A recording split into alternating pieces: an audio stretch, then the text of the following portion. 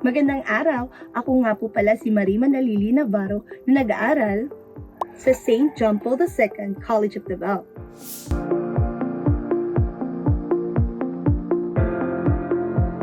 Sa video ito, matutunan nyo kung paano gumawa at isave ang isang dokumento gamit ang Microsoft Word.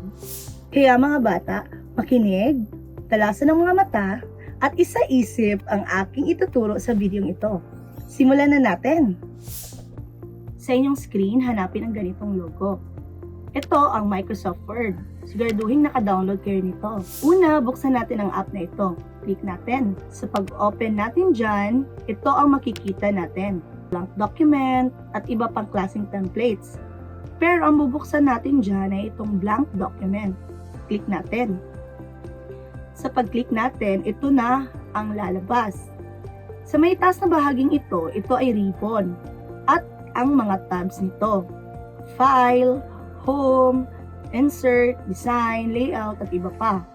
Pag i-click natin yan, ang bawat tab ay nag-iiba ang ribbon. Pero sa ngayon, ang gagawin muna natin ay kung paano gumawa ng dokumento at isave ito. Dito tayo sa Layout, makikita natin ang margins. Ang gagamitin natin ay normal. At ang size naman, ang gagamitin natin ay A4. Depende yan sa sabihin ng teacher mga bata at kung anong gusto nyo. Balik tayo sa home. Halimbawa, gagawa tayo ng listahan sa pang-araw-araw. Type natin, mga gawain sa pang-araw-araw. Pinutin natin ang enter para lilipat tayo sa susunod na linya. Gumising, magdasal, magligpit, mag-exercise, maligo, magluto, at iba pa. I-double click o di kaya'y i-highlights. Kaya nito, ang mga salitang nais nating baguhin. Yan. Pumili ka ng gusto mong font. Ito ang gusto ko. Pwede din natin itong palakihin. Yan. Okay. Pwede din natin itong kulayan. Ito.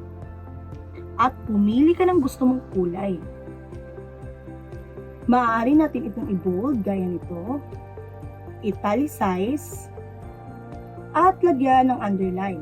At kung nais mong dagdagan ng pahina, click natin ang tab na Insert. Sa ribbon ng Insert, makikita nyo ang blank page. Click natin. At ayan, nagdagdagan na ang pahina. Click nyo kung maidadagdag pa kayo ng mga gusto nyong gawin. At ngayon, isi-save na natin ang gawa nating dokumento.